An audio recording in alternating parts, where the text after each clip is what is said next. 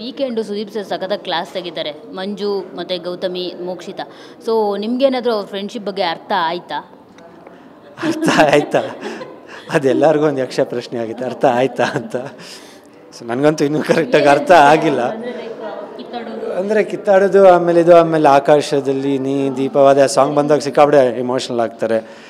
ನಿಮಗೆ ಅನಿಸ್ತು ಕರೆಕ್ಟ್ ಅವ್ರು ಮಾಡಿದ್ದು ಕರೆಕ್ಟ್ ಅಂತ ಅನ್ನಿಸ್ತಾ, ಇಲ್ಲ ರಾಂಗ್ ಇವ್ರು ಈ ಥರ ಅಂದರೆ ಇನ್ನೊಬ್ರು ಭಾವನೆಗಳಿಗೆ ಇವರು ಬೆಲೆ ಕೊಡಬೇಕಾಗಿತ್ತು, ಹರ್ಟ್ ಮಾಡಬಾರ್ದಾಗಿತ್ತು ಅಂತ? ಅವರು ಗೌತಮಿ ಮತ್ತು ಭವ್ಯ ಎಲ್ಲರೂ ಅದೇ ಮಾಡ್ತಾರೆ, ಮೋಕ್ಷಿತ ಯುವರಾಣಿ ಕ್ಯಾರೆಕ್ಟರ್.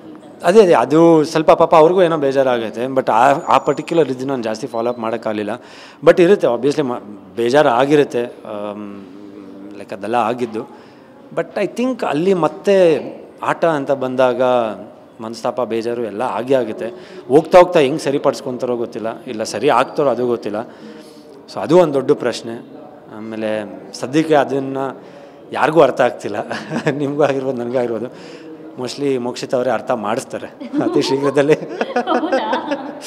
ಸರಿಯಾಗಿ ಕೊಟ್ರಿ ಆನ್ಸರು. ಜೊತೆಗೆ ನಿಮ್ಮ ಗೆಳೆಯನ ಬಗ್ಗೆ, ತ್ರಿವಿಕ್ರಮ್ ಬಗ್ಗೆ ಸುದೀಪ್ ಸರ್ ಒಂದು ಮಾತು ಹೇಳ್ತಾರೆ, ಅಂದರೆ ಎಲ್ಲ ನನಗೆ ಗೊತ್ತಿದೆ, ಅಂದರೆ ಗೇಮ್ ನಾನು ಅರ್ಧ ಕುಡಿದ್ಬಿಟ್ಟಿದ್ದೀನಿ ಅನ್ನೋ ಥರ ಅವರು ಆಟ ಆಡ್ತಿದ್ದಾರೆ, ಬಿಗ್ ಬಾಸ್ನೇ ಅವರು ಜಡ್ಜ್ ಮಾಡ್ತಾರೆ ಅಂತ ಹೇಳ್ಬಿಟ್ಟು. ಸೊ ಅದ್ರ ಬಗ್ಗೆ ಹೇಳೋದಾದರೆ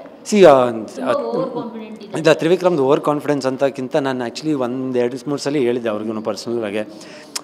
ಪಾಪ ಅವರು ಮನ್ಸಾರಿ ತುಂಬ ಓಪನಾಗಿ ಮಾತಾಡ್ಬಿಡ್ತಾರೆ. ಮಾತಿನ ಬರೋದ್ರಲ್ಲಿ ಒಂದು ಲೈನು ಸ್ವಲ್ಪ ಆ ಕಡೆ ಈ ಕಡೆ ಹೋಗ್ಬಿಡುತ್ತೆ. ಸೊ ಅದೇನಾಗ್ಬಿಡುತ್ತೆ ನೋಡೋರಿಗೆ, ಇಲ್ಲ ಇದಕ್ಕೆ ಅದೊಂದು ಸ್ವಲ್ಪ ಕನ್ಫ್ಯೂಷನ್ಸ್ ಕ್ರಿಯೇಟ್ ಆಗ್ಬಿಡುತ್ತೆ. ಬಟ್ ಆ ಥರ ಐ ಡೋಂಟ್ ಥಿಂಕ್ ತ್ರಿವಿಕ್ರಮ್ಗೆ ನನಗೆಲ್ಲ ಗೊತ್ತು, ನಾನು ಎಲ್ಲ ಮಾಡ್ಬಿಡ್ತೀನಿ. ಆ್ಯಕ್ಚುಲಿ ನಾನು ಸ್ಟಾರ್ಟಿಂಗ್ ಫಸ್ಟ್ 2-3 ವೀಕ್ಸ್ ನೋಡಿದ ತ್ರಿವಿಕ್ರಮ್ಗೂ ನಾನು ಹೊರಡೋ ಟೈಮಲ್ಲಿ ನೋಡಿದ ತ್ರಿವಿಕ್ರಮ್ಗೂ ತುಂಬ ವ್ಯತ್ಯಾಸ ಇದೆ. ಲೈಕ್ ಈಸ್ ಕಂಪ್ಲೀಟ್ಲಿ ಮೆಲೋಡ್ ಡೌನ್, ತುಂಬ ಕಾಮ್ ಆಗ್ಬಿಟ್ಟಿದ್ದಾರೆ, ತುಂಬ ಸಾಫ್ಟ್. ಬಟ್ ನಾನು ಉಲ್ಟಾ ಹೇಳಿದೆ, ಬೇಡ ನೀವು ಇಷ್ಟು ಸಾಫ್ಟಾಗಿರೋದು, ನೀವು ಇಷ್ಟು ಇದಾಗಿರೋದು ಇದು ಬೇಡ, ನೀವು ಮೊದಲು ಹೆಂಗಿದ್ರು ಹಂಗೆ ಇರಿ ಅಂತ. ಬಟ್ ಐ ಥಿಂಕ್ ಈಸ್ ಅದೇನೋ ಪಾಪ ಬೇಕು ಅಂತ ಹೇಳಬೇಕು, ಇಲ್ಲ ಮಾಡಬೇಕಂತ ಮಾಡಿಲ್ಲ. ಬಟ್ ಸುದೀಪ್ ಸರ್ ಕೇಳಿದ್ರಲ್ಲೂ ಏನೂ ತಪ್ಪಿಲ್ಲ, ಯಾಕಂದರೆ ಅವರಿದ್ದಾರೆ, ಬಿಗ್ ಬಾಸ್ ಇದ್ದಾರೆ, ಎಲ್ಲ ನೋಡ್ಕೊಳೋಕ್ಕೆ.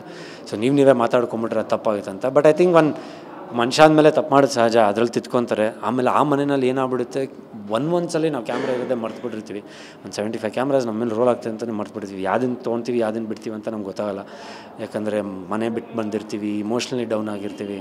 ಸೊ ಆ ಟೈಮಲ್ಲಿ ಇದಾದಾಗ I don't think everybody requires forgiveness. ಅದರಲ್ಲೂ ಆಗುತ್ತೆ ಫರ್ಗಿವ್ನೆಸ್ ಅಂತ ಆಗುತ್ತೆ. ಸೊ ಈಗ ಎಲ್ಲಿ ನೋಡಿದ್ರು ನೀವಿಬ್ಬರೇ ಕಾಣಿಸ್ತೀರಾ, ನೀವು ಮತ್ತು ಅನುಷಾ. ಸೊ ಸದ್ಯದಲ್ಲೇ ಇನ್ನೊಬ್ರು ಬಂದು ಜಾಯಿನ್ ಆಗ್ತಾರೆ ಅಂತ ಅನಿಸುತ್ತೆ. ಟೈಮ್ ಟಿಕ್ ಟಿಕ್ ಟಿಕ್ ಅಂತಿದೆ ಐಶ್ವರ್ಯ ಅವ್ರಿಗೆ. ನಾವೆಂಗೆ ಹೇಳೋಕ್ಕಾಗುತ್ತೆ, ಪಾಪ ಇನ್ನೊಬ್ರು ನಾನು ಹರಿಸ್ತೀನಿ, ಅವ್ರು ಇನ್ನೂ ಇರಲಿ. ಪಾಪ ತುಂಬ ಹತ್ರ ಮೊನ್ನೆ ಈ ವೀಕ್ ಅವ್ರು ತುಂಬ ಕಣ್ಣಲ್ಲಿ ನೀರು ಹಾಕಿದ್ರು. ಆ್ಯಂಡ್ ಅವ್ರ ಬ್ಯಾಕ್ಗ್ರೌಂಡಲ್ಲಿ ನೋಡಿದಾಗ ಐ ಫೀಲ್ ಎಲ್ಲೋ ಒಂದು ಕಡೆ ಅವರು ಕಷ್ಟಪಟ್ಟಲ್ಲಿ ಬರ್ತಾರೆ. ಎಲ್ಲೋ ಒಂದು 1 or 2 ವೀಕ್ಸ್ ನಾನು ಹೇಳ್ದಂಗೆ ಇಡೀ 100 ಡೇಸ್ ನಾವು ಫುಲ್ ಎನರ್ಜಿಯಲ್ಲಿ ಇರಬೇಕು, ಹಿಂಗಿರಬೇಕು ಆಗಲ್ಲ. ಎಲ್ಲೋ ಒಂದು ವೀಕು, ಒಂದು ವಾರ 2 ವಾರ ನಾವು ತುಂಬ ಕುಗ್ಬಿಡ್ತೀವಿ.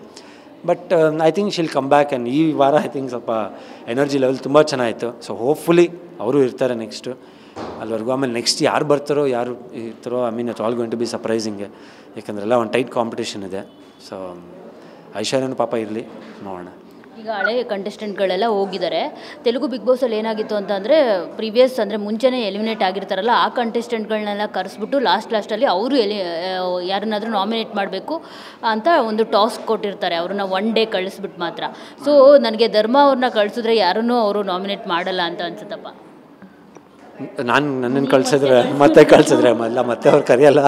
ಆಮೇಲೆ ಮೋಸ್ಟ್ಲಿ ನನಗೆ ನಿಮ್ಮನ್ನ ನಾಮಿನೇಟ್ ಅಂತಂದರೆ ಮಾಡ್ತೀರಾ ನೀವು ಯಾರನ್ನೂ ಮಾಡಲ್ಲ ಅಂತ ಅನ್ಸುತ್ತೆ. ಕಷ್ಟ ಆಗುತ್ತೆ, ಮತ್ತೆ ಕಷ್ಟ ಆಗುತ್ತೆ ನಾಮಿನೇಟ್ ಮಾಡೋದೆಲ್ಲ. But I think it's nice. ಅವ್ರವ್ರ ಜರ್ನಿ ಇಸ್ ಗೋಯಿಂಗ್ ಗುಡ್.